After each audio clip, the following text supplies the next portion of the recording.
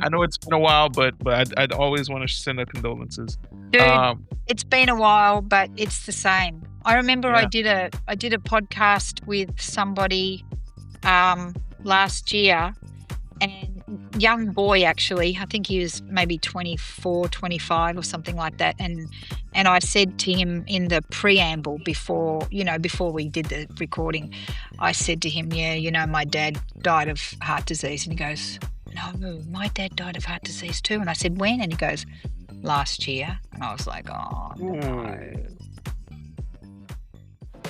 I didn't have the strength that I have now. That's when you really need people. People who could understand. It really did make a difference. So finding that community, finding that tribe. Or in that realm of chronic illness and stuff. I barely go through it because I'd be so focused. Never thought in a million years that would have to happen to me. All those emotions are valid. Yeah. Every last one of them. I was at a low point. Just kind of removing the stigma.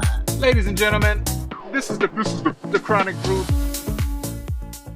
Ladies and gentlemen, you know the voice. Welcome back to the Chronic Brew. We talk a lot about the why behind our health, but today's guest has the why that hits harder than most. Joining me today is Terri Chrisman. Terri is a master of human nutrition and is board certified in lifestyle medicine. But her credentials only tell half the story. Her path into this field was forged by a profound personal tragedy, the loss of her father to a sudden heart attack at just 51 years old. That moment didn't just change her life, it sparked a mission. After navigating her own health battles with weight and blood pressure, Terri decided to go deep into the science to help others realize that their family history doesn't have to be their destination. She is a firm believer that while a textbook gives us a starting point, every single one of our bodies speaks a slightly different language. We're going to talk about grief. We're going to talk about the metabolic fingerprint and how she's turning advocacy into a life-saving career. Terri, thanks for grabbing a brew with me today. How are you? I'm awesome. I'm going to hire you as my publicist. That was like the best intro ever. Oh, you're welcome. I'm super pleased to have guests on here. You guys are giving me purpose and just by sharing so many great stories. So I had to, take my hat off to you in that regard. So thank you again. so much. No, it's great to be here. It really is. Awesome. All right, Terri, before we deep dive into the stuff, we always start things off with a segment called The First Sip. I don't know why. I feel like you're very excited about this one. We're going to play a quick game called Sweet or Bitter. It's pretty simple. I'm going to throw out a few health trends or lifestyle habits. If you love it or think it's great, it's sweet. If it's not your cup of tea or you're not a fan or you think it's overhyped, it's bitter. Are you ready? I'm ready. All right, here we go. The early bird 5 a.m. workout. Sweet or bitter? Totally sweet. If you can do it, then do it. But if it kills you, don't. You should only work out when it works for your lifestyle. Otherwise, it's not sustainable. So I'm going to give it a sweet. Sweet. Wearable fitness trackers. Sweet or bitter? I'm going to say sweet too, because you can't know if you change unless you monitor what you're doing. So unless you don't want to be obsessive over them, but I wear one all the time and I think they're great. Awesome. The cheat meal concept, sweet or bitter? Bitter. Ooh, bitter. There should be no cheat meals, and I talk about this in my book, which I'm sure you're going to talk about later. But it gives people, how do I say this? A cheat meal is usually what we call bad food or naughty food or forbidden food or something. And look, food shouldn't be naughty, bad or forbidden. If you decide that you want a cupcake, just eat the damn cupcake. But eat the damn cupcake. It doesn't matter, right? As long as the cupcake is not on every single meal, you should be trying to eat healthily all the time. And if most of your food is healthy, then it doesn't matter if you have one or two things that are outside that realm. But what happens with cheat meals is it sets people up on a slippery slope. So it starts with a cheat meal and then it goes into alcohol and then they forget to exercise and it changes their attitude and then it's downhill. So I say bitter to the cheat meals. All right, we got a bitter there. Social media wellness influencers, sweet or bitter? Oh, is there a medium? Oh, how about both? Can we do both? Look, If you had to pick one. I can't. I cannot, because there are some people on social media who are excellent, and there are some people on social media who are just charlatans. And you really have to be aware and know something about the science to pick between the two. So it's all about education. If somebody tells you that they have a potion that's going to help you cure whatever illness and it's $39.95, probably not, right? Yeah. But if somebody gets on the social media and says, hey, let's work on your sleep, let's work on your nutrition, let's work on your lifestyle, let's work on your attitude, let's work on your relationships, and all those things, they're legitimate lifestyle implementations that can help you. So maybe those people would be the people to listen to. Absolutely. I agree with that. Shout out to a good friend of mine, Trey Beverly. He does a lot of workouts on Instagram, and he's a personal coach. He does that kind of stuff, and he really tries to help out the community there. So shouts out to him as well. It's great because if you don't have money to spend on a coach, there are people out there who give a lot, including myself, give a lot away for free. And so it's a good starting point. Absolutely. Now our last one, kale smoothies. Sweet or bitter? Well, technically they're bitter because they taste bitter, but I love putting kale in my smoothie. I think you should put kale in all your smoothies, so I'm going to say sweet. But if you just have kale and water or kale and plant milk, it's going to be hideous. You're never going to drink it. You have to mix it with some sweet stuff. So make sure you put some berries and, maybe half a banana or something like that in it, and then you don't even taste the kale, but you get the benefit of the kale. What I do is I grow kale, and when you grow kale, you grow this much kale. You don't grow this much kale. So you have too much kale. So I dehydrate it, then I pulverize it in the blender, and then I've got kale powder. So I could have like 5 pounds of kale, and it turns into this much kale powder. And 1 tablespoon of that in each smoothie is the equivalent to a whole bunch of fresh kale. So I'm getting the benefit without having to chomp through, a pound of kale. You should have told me that like 3 years ago when I was doing my kale and spinach diet. It was too much. Yeah, it was a lot. A lot of pain in the gut, but that's another conversation for another time, right? Yeah. All right. Awesome. We've got some sweet and definitely some bitter opinions in there. It's good to know where you stand, especially when we're getting ready to do all the heavy lifting for sure. But in all seriousness, though, Terri, the reason why we're sitting here today goes way beyond fitness trackers and kale. On this show, we talk a lot about the chronic journey, and yours has a very specific, very personal origin point that I want to get into. You mentioned that you lost your dad when he was only 51, a massive heart attack while actually flying in the air, flying on a plane. That's a level of sudden public tragedy that most people can't even wrap their heads around. Let's go back to the beginning. What was your relationship with health and food like growing up? Before life threw that massive curveball at you.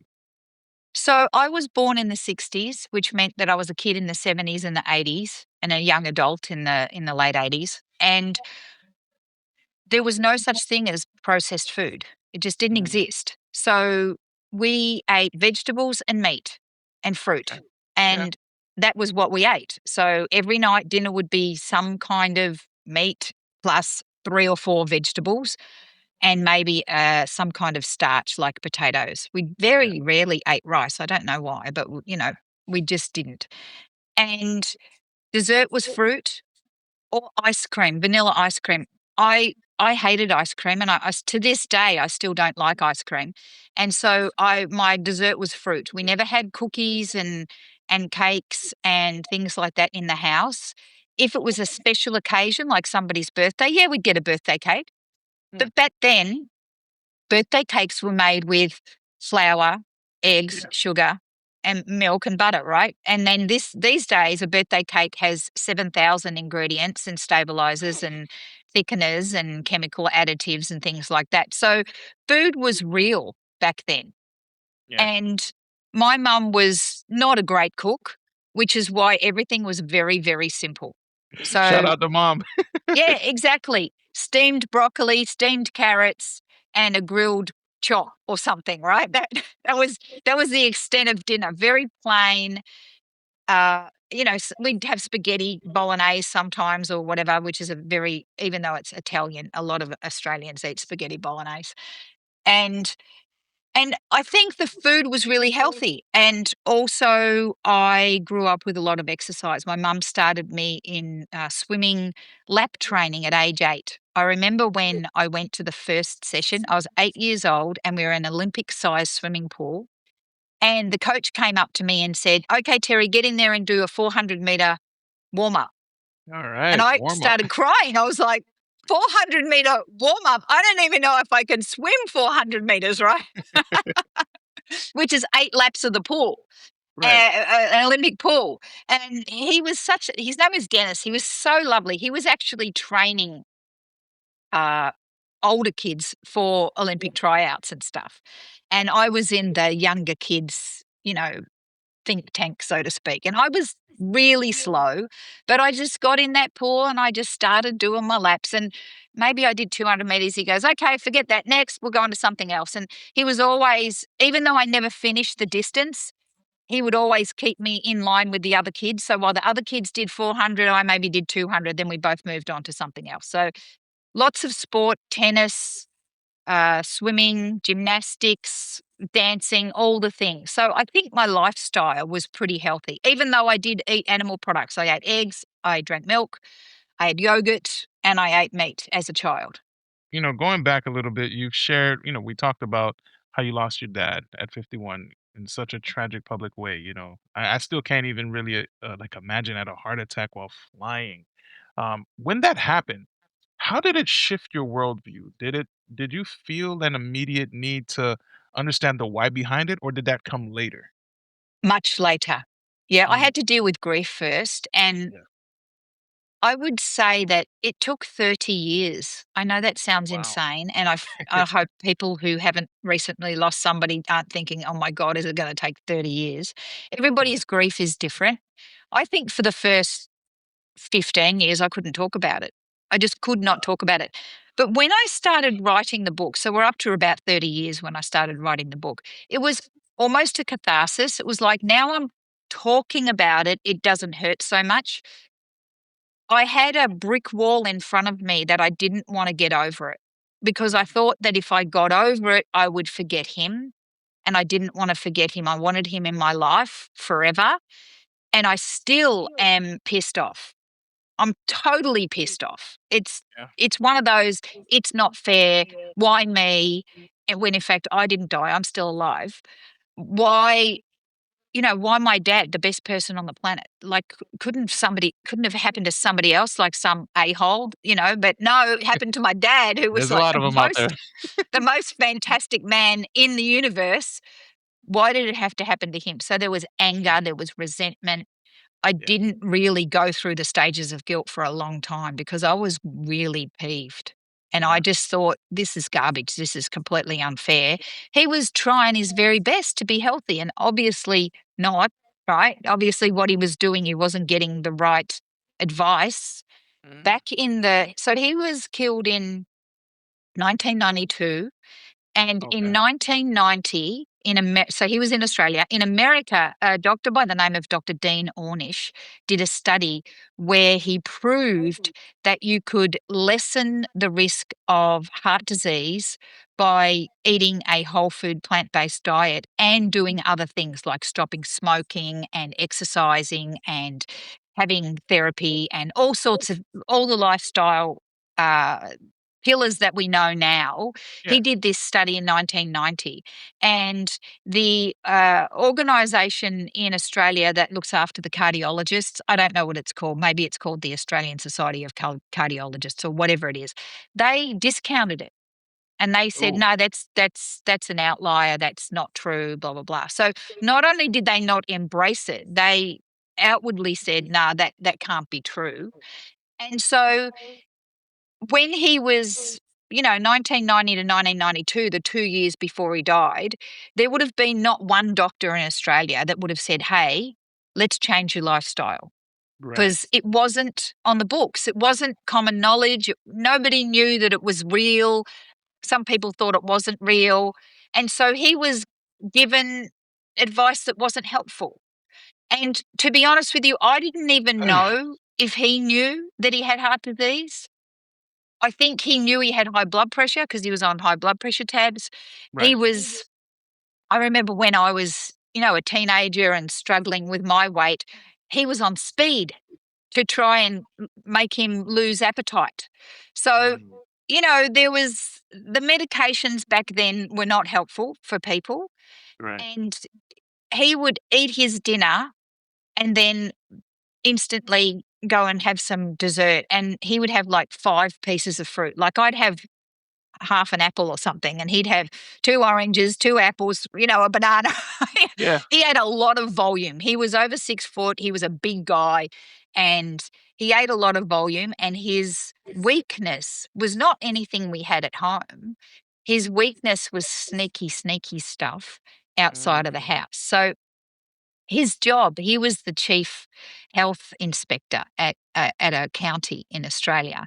And so his job was to go to all the restaurants and make sure that they were compliant. Well, you're talking the 80s, right? So you walk in the door, the health inspector walks in the door. Hey, would you like something to eat? Yeah, sure, right? I'll try that, So he was eating a lot of naughty things, or maybe they didn't give it to him during the thing, but he'd ask them about what they sold, and then maybe he'd go and buy his lunch thereafter, whatever. There was no bribery, right? He was a good guy. But, Yeah. and his best friend owned a donut factory. And not only did they make donuts, they made pies and pastries and cakes and he'd go over there and he wouldn't have one donut. Yeah, I hear you. So there were things going on that I'm sure he was a sneaky, eating all the stuff that he wasn't supposed to. And his sisters were all obese. And when you're thinking about the 1970s, where 95% of the population was normal weight, Right. there were not clothes that you could buy for people who were morbidly obese. So they unfortunately had to make their own clothes, and they just made muumuus. So they're just basically in a shift. And they were always on Weight Watchers, his sisters. They never got thin, never. Yeah. Doesn't matter how many calories they counted and how many grams they weighed. And as a kid, I would see them making their lunch and they're weighing out their lettuce, and I didn't know how, detrimental that could be to their mental health. Yeah. But they never lost weight. And, and then they suffered with debilitating illnesses themselves. So I think there's a genetic component to this. My mother, on the other hand, skinny as a stick, never worried about her weight. If she can lose 5 pounds, she's underweight, and then she has to go and buy, a pound of cashew nuts and stuff herself stupid so she could get some weight on her. Wow. I'm a mixture of 2 people, but I think genetically I'm so much more like my dad that if I look at a cupcake, it's going straight to my butt. Whereas my mum, she looks at a cupcake and she moves on. She's just not even interested in a cupcake. She doesn't like chocolate. I mean, what kind of strange person doesn't like chocolate? I mean, especially if they don't like dark chocolate. That's even, more just kidding. Well, so I mean, I think that it would be lovely if I was 100% my mum's genes, and the food noise would have never been in my head, but I've had food noise in my head my whole life. Yeah. I think, thinking about the 70s and how everything was pretty much pure when it comes to like the food preparations or the lack of processed foods. You talked about the clothes. All I have a reference for is the bell bottoms and hip huggers. Like those type of clothing. It's like very fit, very Jackson 5-ish. That's right. I never, now that I think of it, I've never watched a 70s movie where someone was like overweight. They might have been super buff. Like if you ever remember the movie Enter the Dragon with Bruce Lee, you had Bolo. He was pretty stocky, but it was never somebody who was like obese. You catch my drift? So wow, that's a really good point. Now I'm gonna watch every 70s movie to see if I catch Well, somebody. remember, only beautiful people are in movies. Just it's not That's representative of the population as a that's true. whole. Yeah, yeah. While you were navigating that grief, okay, you were also dealing with your own health hurdles. You mentioned weight as a teen and, blood pressure and even cholesterol. Was there a specific moment where you realized I need to change this trajectory of my own story so it doesn't mirror my dad's? Yes. Well, I think I was always thinking about health and doing my best to be healthy. And I turned vegetarian when I was 18, my dad was still alive, not for health reasons, but because I was chunky and I didn't want to give up chocolate.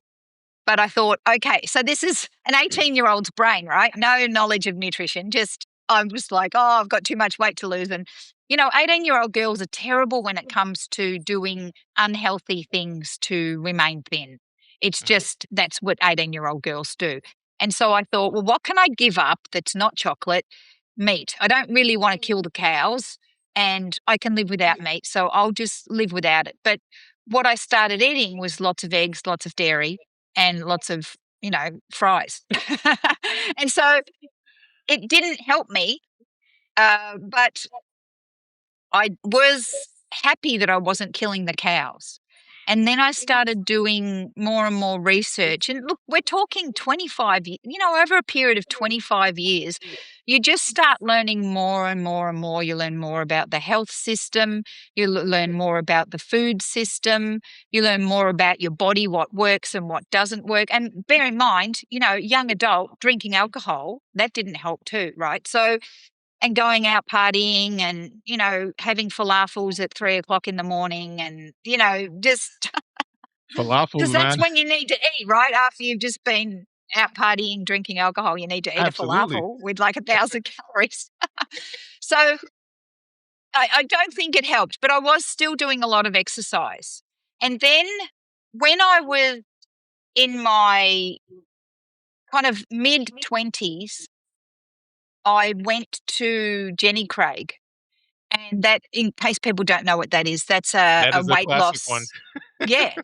And look, people will diss Jenny Craig and say, it's not great, but I disagree. I think they taught me about portion control. They taught me about what foods are good to eat and what foods are not good to eat. For example, they had a series of sitcom videos which were on VHS that you got as part of the program. And it was like Seinfeld, and it was funny. And it Yeah. was basically a copy of Seinfeld, but with people talking about going out to dinner and choosing the right foods and not eating candy and having skim milk instead of full fat milk and stuff like that. And they even had like a George Costanza type guy in it. And it was really funny.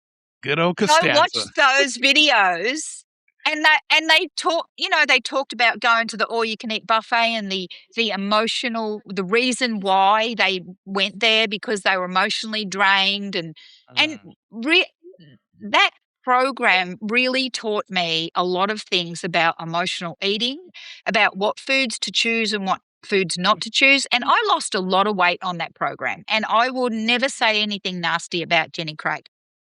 And then over a period of years, it just started creeping up, creeping up, creeping up, creeping up, creeping up because I wasn't eating their packaged food. And look, I didn't mind their packaged food. It was fresh fruit food that was frozen. Some of it was dehydrated, but most of it, like the dinners and things, were fresh food that was frozen.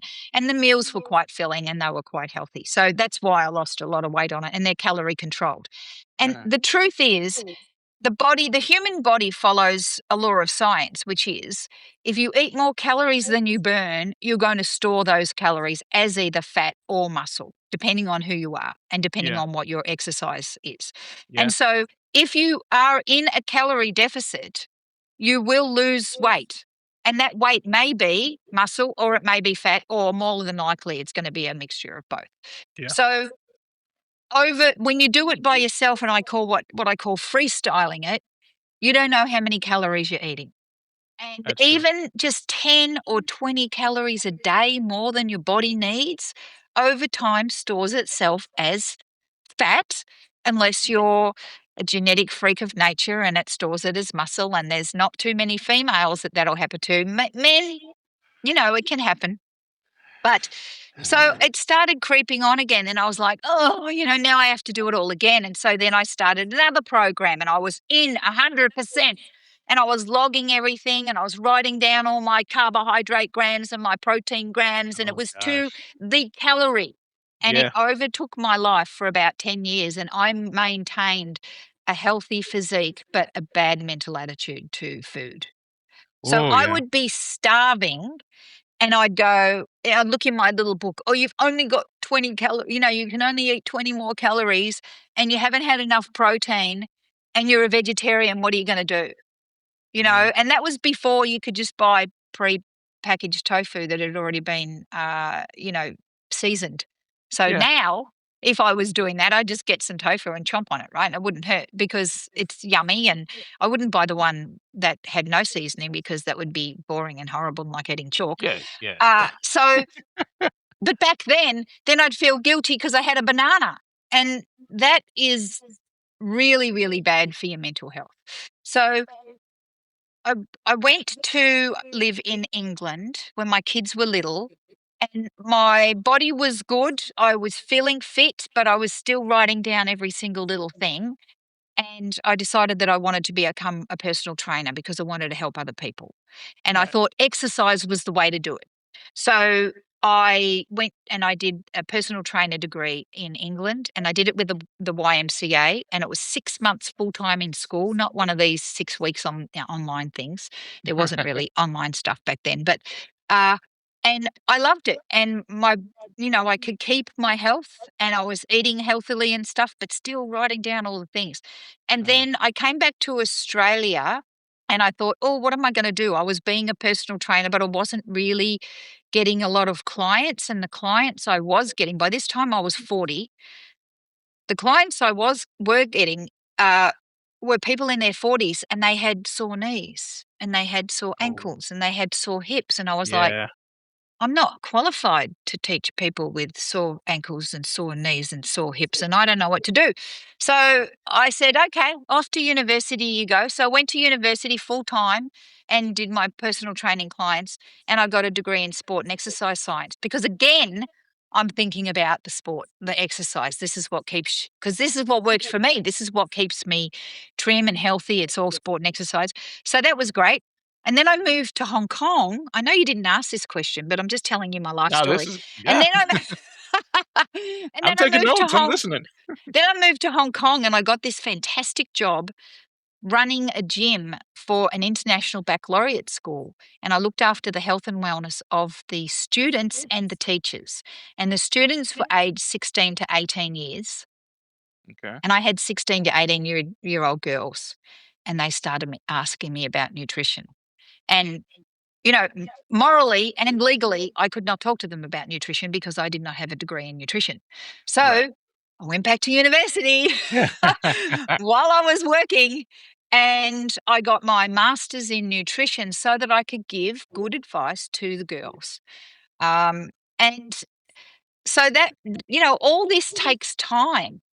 And then I started seeing individual adult clients who are asking me about nutrition. And I just kept coming back to the same thing over and over again.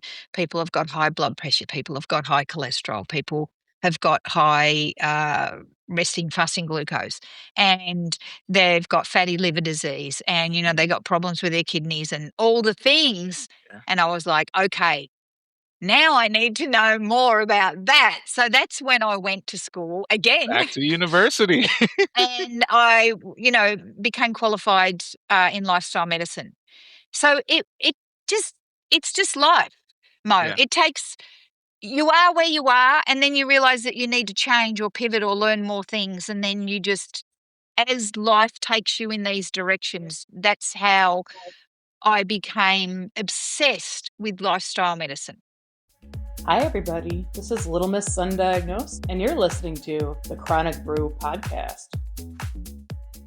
But like you were saying, a lot of people, a lot of people just go to the gym or try a fad diet.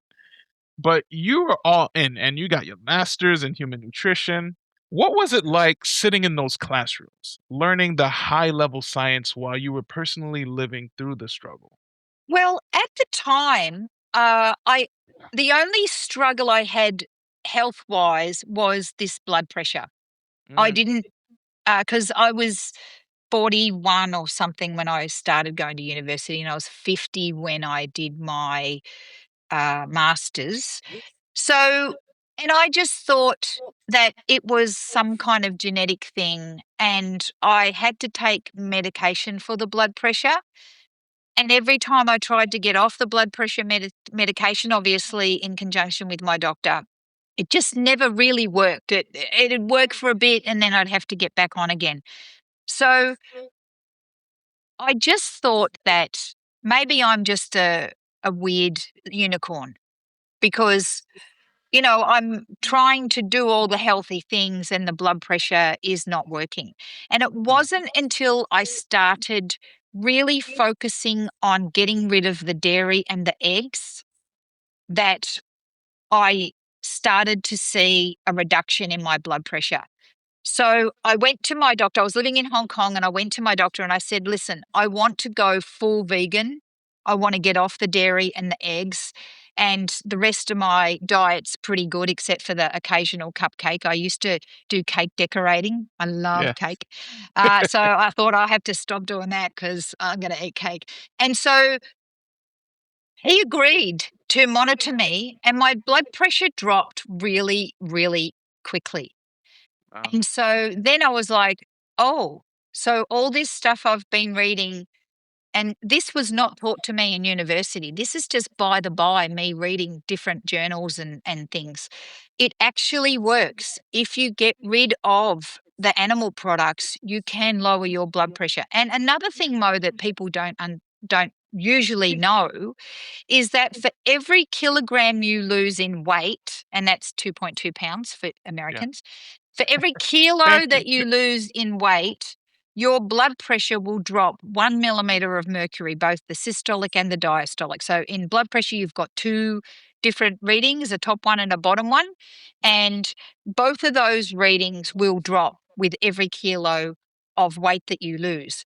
So just the act of losing weight can be beneficial for heart health because blood pressure is a huge risk factor for heart attacks. Yeah. Heart attack, kidney disease, the whole nine. Yeah. Yeah, exactly. I recall in your guest inquiry form that we, filled out before the show, you mentioned that all the science in the world can't account for individual metabolic, variability. When did that click for you? Was there a specific patient or a personal Yeah, experiment you me. realized? Yeah, you. Yeah, okay. Yeah, yeah. Let's talk about Me. that. So 2015, I went whole food. I went vegan. Okay. And I am the sort of person that goes to the doctor every single year on the dot to get all the bloods drawn, all the tests done to make sure I'm 100% healthy because I want to be not dead, right? So, Yeah. and I was going to the doctor every year and my cholesterol was meh, meh, meh, and it was still, Mm, within normal, but it was right. right. And every time I went to the doctor, my blood pressure was, and I was like, oh no, your machine must be broken because I do that blood pressure at home and my blood pressure is normal at home. So then Yeah. I'd go and do my blood pressure at home for, 3 or 4 weeks. And yeah, it's a little bit elevated. And this can't be right. So I go back to the science and I'm reading all the journals and I'm watching all these doctors tell me, look, you eat a whole food, plant-based diet and it's like a magic pill and all the bad things are going to disappear and you're going to be healthy, healthy, healthy. And I'm like, no, well, something's wrong. And then it Mm, got to the point where I went to a doctor and she labeled me as dyslipidemic. And for those people who don't know what that means, it means that you've got high cholesterol. But the scientific labeling, it's like a red mark on yeah. my soul. And I was pissed. I was Yeah. like, how dare you label me as dyslipidemic? I'm a whole food, plant-based nutritionist. I exercise 4 times a week. I get enough sleep. All I do is eat kale smoothies. What are you talking about? But the fact of the matter was my cholesterol was dang high. Yeah. So then 12 months later, back to the doctor. It's high. And I'm not talking high. It's like, in case people don't know, total cholesterol should be under 200 200, yeah. milliliters per deciliter. And mine was like 221 or something. And LDL cholesterol, which is the bad cholesterol, shouldn't be any more than 100.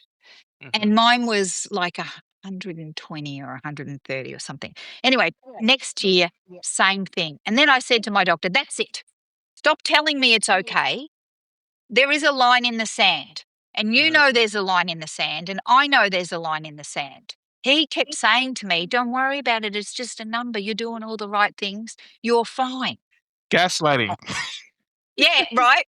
And I said, no, dude, there's a line for a reason. If I was fine, the line would not be underneath where I am. The line would be above where I am. So I said, humour me, give me one of those carotid artery ultrasounds and have a look at what's going on in this artery here. And he said, I'll do you one better. I'll get you a coronary artery CT scan. It'll tell you once and for all if there's a problem. So we had the CT scan, bang, heart disease. Showed high risk. Wow. Genetic high risk. So instantly I'm on a statin because the thing is, there is this feeling that if you're on a statin, there's something wrong with you and you're not doing all the things and it's your fault, right? Yeah. Yeah. And that is absolutely not true. Because I was doing all the things and my body decided to make more cholesterol. Now, the only way that you can get high cholesterol is, 1, if your body makes too much of it and it doesn't get cleared. 2, you eat dietary cholesterol. And look, the jury's out on that. Some people say that's not as important as we used to think. But 3, if you eat a lot of saturated fat, and that's the big one. If you eat a lot of saturated fat, then your cholesterol is going to go up. Yeah.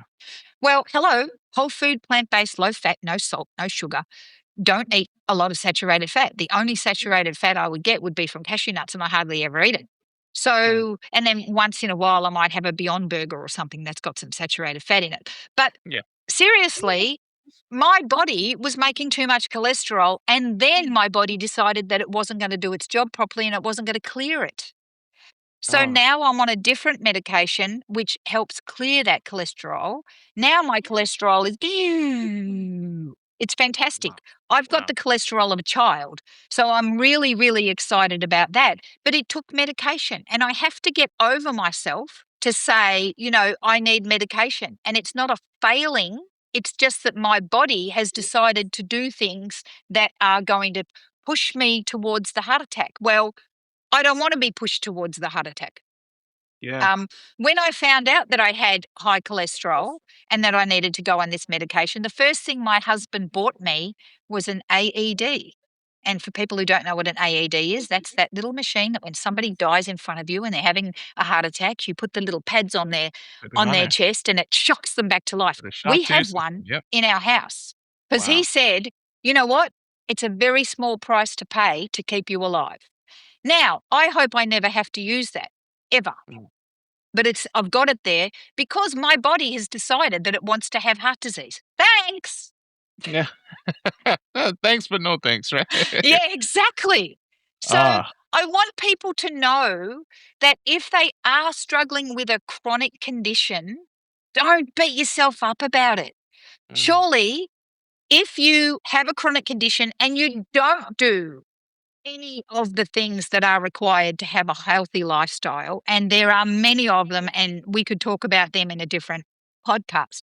But if you are still eating, lots of meat, lots of dairy, lots of eggs, lots of processed food, you're still going out to restaurants, you're not getting enough sleep, you're not doing enough exercise, you are stressed, you don't have good connection with other people, all these things, if you're not doing those things and you have a chronic condition, I'm not going to have any friends here, but you can't complain because Yeah. you need to try and do Try. those things first.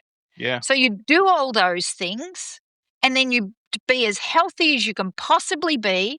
And then if you still need medication, that's okay. Yeah. That's because your body is not working the same way as, somebody else's. And it's not bad, it's just different. So I think that everybody has a responsibility to look after themselves, to do everything they can to make themselves as healthy as possible within their ability. And Yeah. then if you need medication on top of that, that's saving your life. That's Yeah. keeping, you from going blind if you've got diabetes. That's keeping you from, Absolutely. losing your liver if you've got fatty liver disease. That's keeping you from having angina or a heart attack or a stroke if you've got, artery disease. So don't feel bad about it. Just keep doing the good things because the alternative, for me at least, is death, Yeah. right? So if I was eating, well, I'm very straightforward. There's two paths. There's the healthy path or the path towards death. Now, the healthy path goes towards death too, but gee, it takes a lot longer to get there Yeah. and Yeah. it's a lot more fun. But the path towards death, the unhealthy path, is usually shorter and more uncomfortable and horrible. And you don't want that path. My dad was kind of lucky in a Mm. way. I hate to say that, right? He was fine and then he was dead. Now that's not a great way to find out that you've got heart That's a quick disease. segue. I would have preferred that not to happen, Yeah. but I just can't. The worst thing in the world would be to live in a body that was incrementally getting worse and worse and worse and worse until you die. I'm sorry. I don't want that body. I want Yeah. the body that is healthy until I'm gone. And isn't that Mm. what everybody wants? Yeah. Yeah. Yeah. There's a few things that you said that kind of sparked my mind. Picking up where you left off with wanting the body that works fine. When we talk about folks with chronic illness, one of the biggest things that we acknowledge is that our bodies are not functioning the way that it should anymore. It's doing its own thing. It's playing by its own rules, and we have to relearn it. So we coin it as we live in a broken body. And then something you just said that resonated so heavy with me is that it's pointless for you to know what your body is going through, and then you're just allowing it to just decay on its own without even Yes. trying to do something. Great word, Um, decay. yeah, like I think about the peeps that I connect with on the social media. And what I see in them is that they're always trying, whether it's, trying to get out the house, even if it's with the wheelchair, they're moving along, they're moving their arms, or even if it's going for a walk with their mobility tool, a cane, they're doing something. They're not just stagnant and just letting, oy vey, this is my life. I'm just gonna sit here and just, sulk all the time. No, we're being active. Even for me, Mm. I've got into a solid groove of routine where whenever I wake up and my kidneys allowed me the energy to get up and go walking around the neighborhood, I take it, even though I run out of spoons and I'm like done for the rest of the day. I know that morning I put in a good 45 minutes of 2.5 miles of walking around the That's neighborhood, and fantastic. that's good for my heart, knowing that my body's at the state that it's at, and it's doing everything it's already can to try to keep me alive still. And there's some other stuff I've been adding, but it's so important for us, even in our chronic diagnoses, to remember that there are still things that we can do, and not just to give up and forfeit the fight. We still have we can fight still. So I think, Absolutely. And I yeah, think sometimes doctors don't, not all doctors, some doctors don't tell people about lifestyle medicine. yeah, They don't say to people, hey, you can be a partner in your wellness. You mhm, can make your symptoms less. You can help yourself get better. It's not just me that hands out the meds or, puts you on the dialysis or whatever it is. It's not just yeah, me, it's you. And if enough doctors start getting qualified in lifestyle medicine, then they have the confidence to mm, tell their patients, hey, listen, we're going to send you to a dietitian, and we're going to start you on a different diet that will help your kidneys, function more optimally, or, which will Yep. help you lower your saturated fat if you've got the heart disease, or, will help you regulate your blood sugar, or whatever it is. Yep. Doctors are not taught lifestyle medicine at university. They are taught how to fix things that are broken with medication. And so they don't have the confidence to help their patients until they've been qualified in lifestyle medicine. So if you have a chronic condition, I highly recommend you find a doctor who's qualified in lifestyle medicine. And it means that they will have a DIP ACLM after their name. So that's a diploma of the American College of Lifestyle Medicine. And you can actually go on to the American College of Lifestyle Medicine, which is lifestylemedicine.org, and you can look for a doctor in your specialty and find one that is qualified, that can help you with your chronic condition and offer advice on how you can help yourself. Wow, that's great information. And one last thing that I want to touch on. Recently, I had a doctor, a cardiologist, on the show, Doctor Bilal Ahmed. One of his final thoughts were, if you have to take medication, don't look at it as something that's debilitating. Your body needs it in order to continue to function. And you hit on that again. Um, it's so easy for us by societal standards to feel like if we're taking a statin, if we're taking blood pressure meds, or if we're taking, metformin for diabetes, there's something wrong with us. Half and half, maybe, yes, something is going on with us, but it doesn't mean that we're completely broken. It's just our body just needs the assistance from these, prescriptions or whatever the case may be. So if your body needs it, use it to keep living, rather. Yeah, Uh, absolutely. But don't yeah. use it as your only tool, and don't use it Hmm. as a crutch and an excuse Yeah, to do the things that got you there in the first place. So, absolutely. for example, you'll find that most cardiologists are on statins, right? Because they know they work and they keep their Yeah. cholesterol down. But do most cardiologists eat a whole food plant-based diet? No, they don't. About 5% of cardiologists do, just because 5% of the population does. And Yep. so a statin is not going to fix your heart disease, or it's not Yep. going to fix your cholesterol. It's going to manage it. What will Right. fix your cholesterol is you not eating so much saturated fat, and you Yeah. getting more exercise, and you doing all the things that will lower your cholesterol. So statins, if we talk about statins, or maybe we talk about metformin for diabetes or whatever, they don't fix the problem. They kind of manage the problem. Yeah. And so lifestyle is what fixes the problem. And medications can be used in conjunction so that you don't get Support worse it. quicker. Oh, yeah. And a lot of people just think, "Well, if I just take this pill, I'll be better." No, no, no. Let's not No. play that game. You have to put some elbow grease into this. So thank you for, hitting that point as well. So now, you're now board certified in lifestyle medicine. For those who haven't heard the term, how does that approach differ from, "Here's a pill for your ill" method? Well, here's the problem with the health system, is that a lot of doctors have 15 minutes to talk to somebody, Oh, and that yeah. is not enough time, right? Oh, yeah. So lifestyle medicine doctors, number one, they spend more time with you and they listen to you.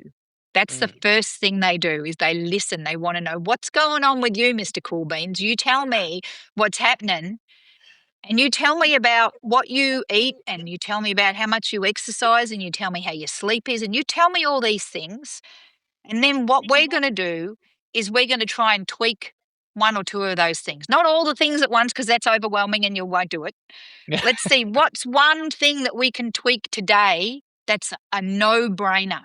So for Mm, you, it's like, you know what? I walk 2.5 miles when my kidneys are feeling good. I'm going to try and get up every day. And even if I only go to the letterbox and back, or even mm. if I only go to the corner and back, I'm going to try and do that. Okay, that's awesome. You do that. And then come back to me in, 6 weeks or whatever. Tell me how much exercise you've done. Monitor it. Or Yeah. maybe it's like, you know what, I'm really stressed and I don't have time to cook and I go to McDonald's or, Chick-fil-A on the way home from work every single night. I've got to change that. What can I do to change it? So then the doctor's going to say, okay, let's work out a plan that you don't go to those places every night for dinner, because you know that that's helping, your heart disease or your diabetes.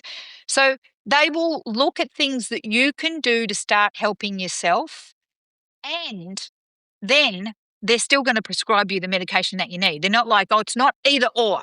Like, it's not Yeah. like, okay, we're going to take you off all your medications and you're just going to go and run 5 miles every day and eat kale, right? Okay, off you go. See you later. Kale! It's not going to, because we know that change is hard. Change for anybody is hard. And so there's a psychological model called the trans-theoretical model of change. And it states, in layman's terms, meet the person where they are. Wow. What can you do today that's a no-brainer?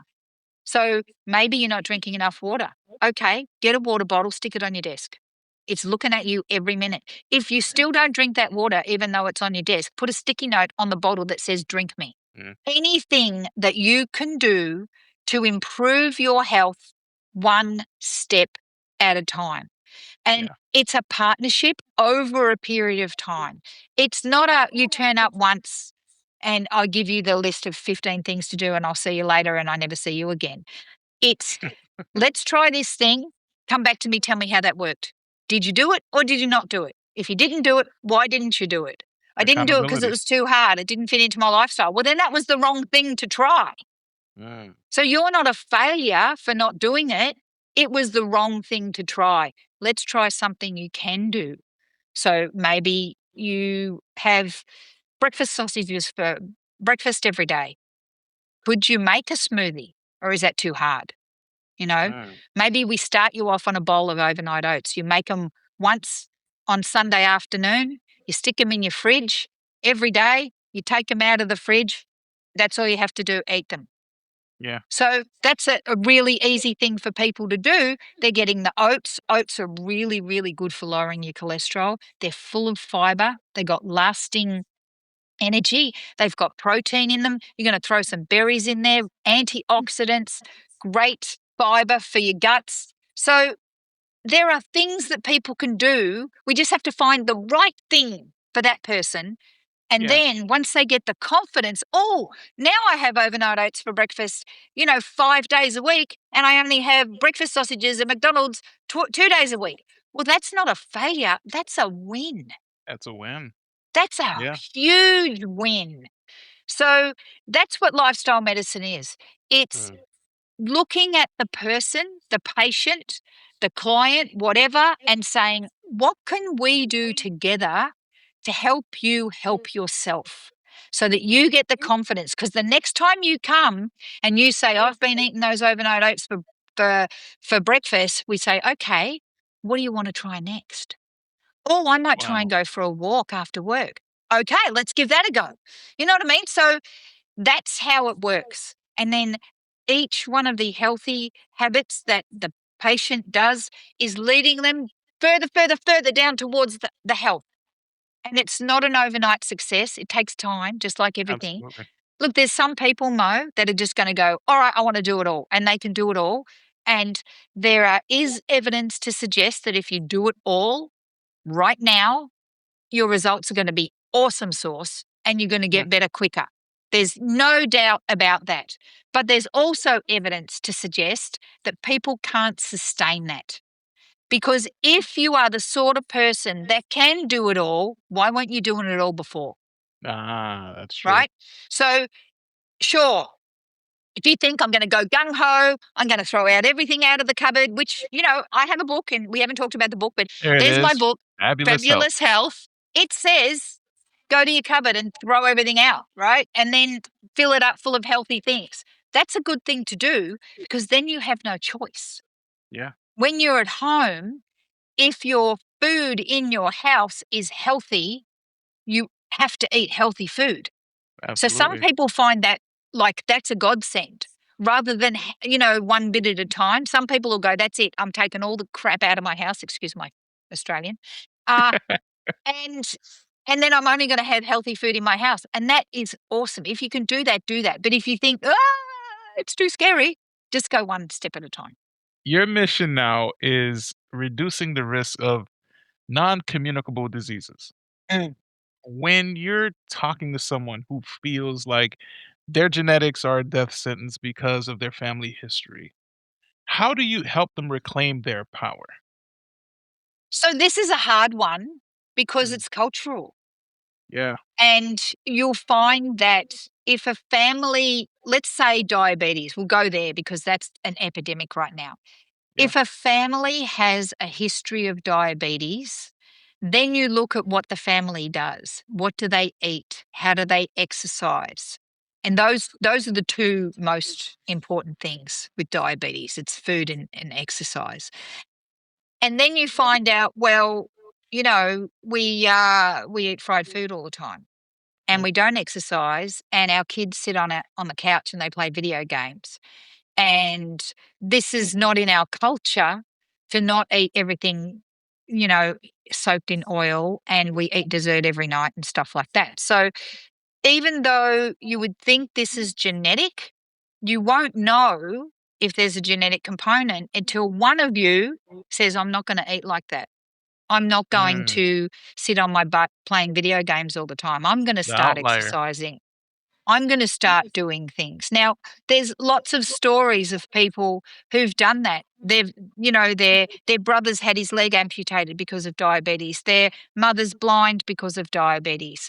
Their dad died because of diabetes. And they said, maybe I don't want that for myself. So I'm Yeah. going to change my lifestyle. And diabetes is 100% reversible with diet and lifestyle.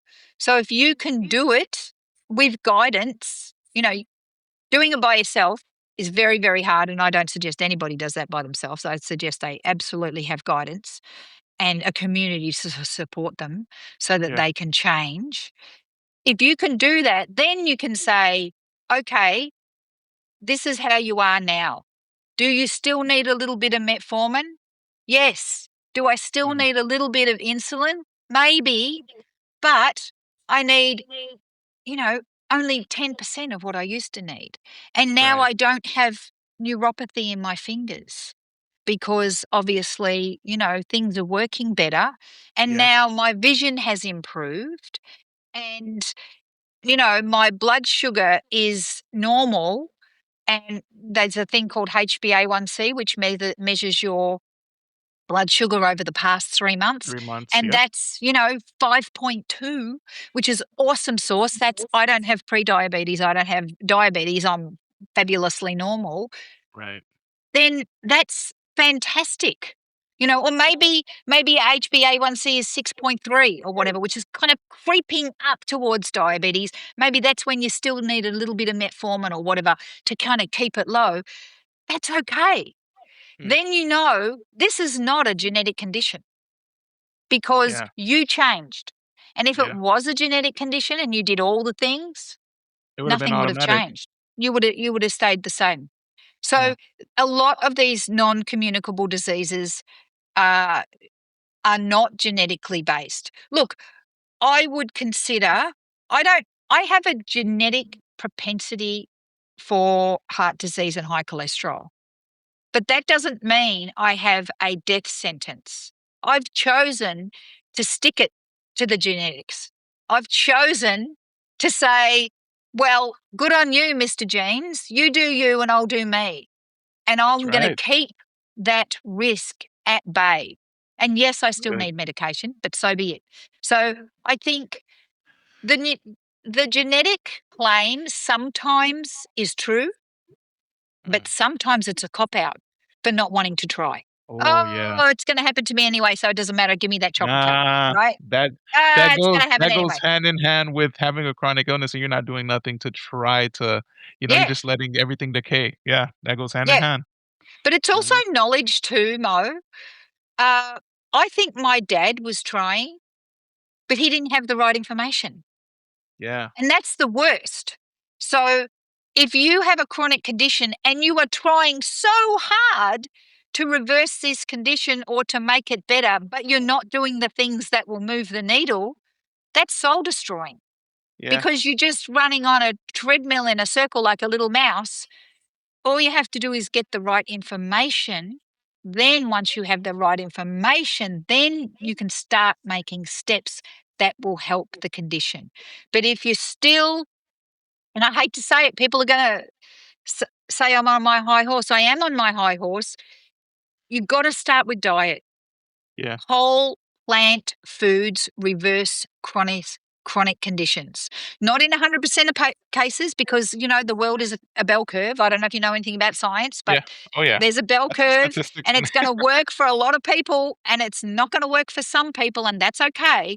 But most of the people it's going to work for. You got to cut out the animal products. You got to cut out the processed foods. You got to cut out the saturated fat, cut out the ultra processed foods, and slow down on the restaurant meals and the ready meals and the fast foods. Get rid of them and just see what happens. And I'm not saying for a month, I'm saying for 6 months to a year.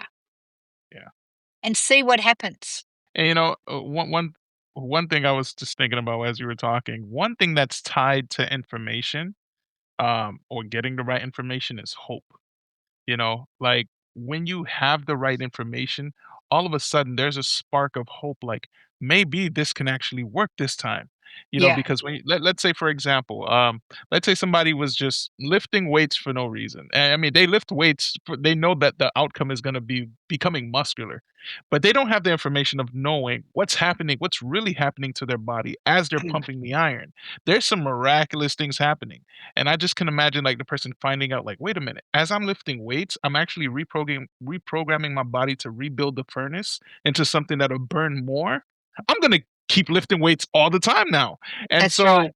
that information just sparked a whole new avenue that they're ready to dive into just to see new results. So very true. Information Absolutely. sparks. But also, on the same token, if you're at the gym and you're picking up 5-pound weights and you're doing 30 reps, it's not doing anything for you. Mhm. You need to have the information about progressive overload. So Yeah. today you pick up 5 pounds and next week you pick up 10. Oh, I can do that. Okay. And maybe Yeah. a few weeks later, oh, I've picked up 15. Oh my goodness. And then maybe a few weeks later, oh, I've picked up 20. I can't even imagine doing 5 pounds now. Now I'm Yeah. doing 20 pounds and it's really hard. I wonder if I could do 25. And Yeah. then that's when the adaptation in your body starts to happen. But if you go to the gym with no knowledge and you just randomly, you're doing the work, but you're not going to get the transformation because you're not eliciting that change in your body. You're not Yeah. eliciting that. So right. Heavy on the oh my gosh. Oh, that was so good. Oh, it's remarkable. You've turned a massive personal tragedy into a career of advocacy. Terry, that is incredible. How does your dad's memory show up in your work today when you're helping a client make those lifestyle modifications? Every single day. I I could not figured. save my dad, but I want to save you. That's Yeah. in my heart every single day. Mm. And sometimes I can come across a little bit hardcore because I'm Hardcore is good. desperate. I'm desperate to save you. You know what I mean? Like, I feel like I let my dad down, which of course I didn't because I was like 25 and I had no idea about nutrition and lifestyle. Yeah. So I didn't let my dad down, but now I know what I know. I can save other people, and that's why I wrote the book, Mm. because there's a lot of information. And as you know, we've been talking for an hour and we haven't really got into kind of any of the nitty gritties on what to do. But I've got 300 pages in here of information that you can refer to again and again. You can read the book once, you can read the book 50 times Mm. until you understand, oh, this is what I can do to help myself. And then you're halfway there. Then you do the things in the book and you go to the doctor and the doctor says, oh my goodness, your blood pressure's lower. Oh my goodness, you've lost 10 pounds. Oh my goodness, you're getting better sleep and your labs are coming down. What are you doing? This is fantastic. Now the treatment that I give you through the medication and my advice is going to work even better. Yeah. So for me, it's heart-centered. I want to save everybody. I really do. I don't want anybody to die of heart disease anymore. I don't want anybody to get diabetes anymore, or fatty liver, or chronic kidney disease, or rheumatoid arthritis, or PCOS. Here's the thing. Lifestyle modification fixes it all. And I don't mean 100% fixes it all. I mean, it can help every non-communicable disease. And for those people who don't know what that means, it's a disease that you can't get if somebody sneezes on you. So we're talking heart disease, we're talking rheumatoid arthritis, we're talking fatty liver, kidney disease, we're talking diabetes, cancer, lots of things that we, and don't hate me for saying this, that we kind of give ourselves somewhat. Lots of ailments that we do to ourselves through the environment that we are given and the food that we eat and the movement that we don't do or whatever, and the sleep that we don't get and the stress that we have. Those things contribute to this dis-ease of the body. And so once we start attacking those habits and we start getting into a healthier mindset and we start doing healthier habits, the body will heal itself. And I say a caveat again, not 100% all the time. Sometimes it will. Sometimes, it's too far gone or it needs medication or whatever, but you're going to be in a best starting point. Yeah. I think the goal is to find stability with the condition that you have, so it doesn't progress any further than it should, too early. Yeah, exactly. And peeps, I know you guys are like, "Oh, I have this." It's not all the genetic stuff, okay? Some things are truly genetic, and trust me, those things, it's not quantifying for what she's saying right now. It's just the things that we know that we're probably doing to our body, whether it's lack of sleep, not getting enough sleep, purposefully staying up late at night, or knowing that something has 8 pounds of sugar in it and we drink it anyway. Those kind of things. So I thank you for just highlighting those differentiating factors as well. Wow, this is such a powerful way to honor his memory too, Terri. Thank you. Turning that pain into a roadmap for others, like that takes a lot of gusto, and you definitely have it. Now, before we get to our final anchoring thought for today, I want to hit you with something I call the espresso shot. I'm sure you're familiar with the espresso shot. This is a rapid fire, no overthinking, just quick hits, to give the listeners a boost of energy. You ready to get this caffeine kicking? I'm ready. Give it to me. All right, here we go.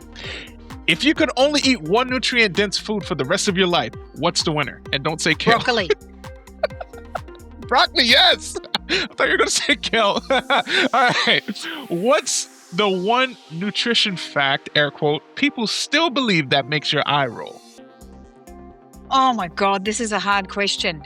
That you still need meat for protein. Okay, yeah, that chickpea, you have so many different protein options. Soya, that's 30 grams of protein I have. Okay, never mind, sorry. Other than food or exercise, what is one thing that always lowers blood pressure instantly? It could be songs, hobby, a pet, what is it? Deep breathing. Stopping, deep breathing. Slow down. Whatever's doing it to you, because blood pressure can be raised instantly by somebody getting upset and stressed. And you can get stressed by somebody else's actions towards you, or your inability to cope with something that's overwhelming you. Maybe you feel overwhelmed, you can't do whatever it is that you need to do in a certain time frame. That will raise your blood pressure. Stop, close your eyes, put your hand on your heart and your hand on your tummy, and breathe in through your nose and out through your mouth. It'll lower your heart rate and it'll lower your stress response It'll change your nervous system from the fight and flight to the rest and digest, and your blood pressure will come down. And then you can think clearly. So whatever it was riling you, you'll be able to deal with it. And if it's another person, you can be polite and you can say, "Excuse me, I can't deal with this right now.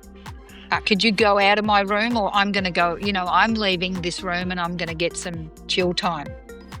Ladies and gentlemen, that's a nice way of being Australian. Next question. At what time of the day is the Chrisman brain firing on all cylinders? Morning. Morning. Yeah, morning. Last one. What's one tiny 60-second habit that anyone listening can do right now to improve their health? Water. Drink more water. Yeah. You've noticed I've had this red stuff. This is hibiscus tea. Ooh, this is nice. Nothing but a tea bag and water. So it's just basically pink water with a hibiscus kind of flavour. And this lowers blood pressure naturally as well. But I drink this because I'm garbage at drinking water. When you're hydrated, your body runs really, really well. It's a well-oiled machine, and the water helps oil it, so to speak, which makes no sense because oil and water don't mix. But yes, if you are dehydrated, you get brain fog, you can be overheated, you run the risk of getting dizzy. Look, nothing works properly when you're dehydrated, so drink more water. Drink more water. I'm in between with that last one with the drinking water because of the kidney situation. It's because I used to love drinking, like pound down the water, but I think I'm going to start adapting just a little bit more, maybe with some ice, alternating in between. Yeah, so for people like you who have chronic kidney disease, you have to follow the advice of the doctor and what works for your body. Absolutely. You don't go onto Instagram and somebody says, "Drink 4 gallons of water a day," and then you go, that's not going to be beneficial for you. Here I come, ER. You do you, right? Yeah. Oh, man. All right. The caffeine has kicked in. The conversation has been incredible. And we're coming to the end of our brew, Terri. Oh, man, I can't believe I love this. This has been great. We've covered a lot today, from the tragedy that redefined the life that you're in now, to the way you're using science to help others with their own story. I want to bring it all home with one last thought from the person sitting behind the certifications. Okay. If someone is listening right now who feels overwhelmed by their labs or their family's history, and they don't know where to start, what's the one thing you want them to hold on to when they turn off this episode? Understand that it's not your fault, and that it's not as hard as you think it's going to be to change. That you just have to take the first step. Now, whether that first step is, getting onto Instagram and finding somebody that is lifestyle medicine based and you can listen to their Instagram-y videos or whatever, whether it's getting my book, whether it's joining a meetup of plant-based people who I go to this fantastic meetup, Plant-Based Dallas. I'm in Dallas at the moment, and we go to this lovely lady's house and everybody brings some yummy food and we all just hang out and eat ourselves stupid, full of fantastic food, and we talk. Whether it's joining something like Walk with the Doc. Have you heard about Walk with the Doc? I have not. Okay, I'm involved with Walk with the Doc. I'm going to give it a little plug. They've got 500 chapters around the world. There's got to be a chapter in everybody's city or state where they can go. And once a month, we meet up in a park or at a YMCA or something like that. A doctor will talk about a health topic. Like last month for us, it was salt. Next month, it's about artery health. Month before that, it was about feeding healthy kids. Every month there's something different. And then the doctors in the audience, there's like a dozen doctors, plus all the people that come, 50 or so people, we all go for a walk. And then we can just chat and you can learn from other people, because one of the most underrated determinants of health is connection to others. Not being alone in your journey. If you can join other people on your journey. It doesn't have to be the same journey. So you don't have to join like the, Kidney Disease Anonymous or something. You can join Walk with the Doc, where there are people there who may or may not have chronic disease. There'll be doctors there who may or may not be kidney doctors. They might be gastroenterologists. They might be pediatricians. They might be, cardiologists or whatever. Yeah. And you can just go and be with people who are all on the same journey of improving health. So that was probably too much information, but No, yeah. you're good. You're good. Yeah. So it's Wow. not as hard as you think. There are people out there who will want to help you. So don't be scared to reach out. Probably that's the answer to your question. Terry, that is the perfect note I think we can end on. Because it's a reminder that we aren't just a collection of lab results, right? We're people with the power to change our direction, even with finding community. And I think that that's a place where I think I want to champion the most, because when we talk chronic illness, it's like everybody kind of is on their own island struggling with their own comorbidity. But then when we have a chronic illness community that is truly unified, and we recognize everyone's battle, and we realize a lot of our battles are pretty much the same. We're just in different corners of the same ring fighting. Yes. I think it makes it such a more empowering thing, and that we can be the best versions of ourselves with community. So thank you for sharing that. And again, thank you so much for being so open with your story and your expertise today. However, before we let you go, I know people are going to want to connect with you and learn more about you and your work in lifestyle medicine. Where is the best place for listeners to find you and follow your mission? So my website is called fabuloushealth.net. And so on that website, you can find my book. It's also on Amazon, obviously. But fabuloushealth.net, that's where you can get lots of freebies from me, because you've got to give away freebies. Otherwise, people don't want to know who you are. So I've got some got some good freebies on there to get you started. I also offer consultations with people so I can help them get started on their path to wellness. So there's information there as well. But fabuloushealth.net is there.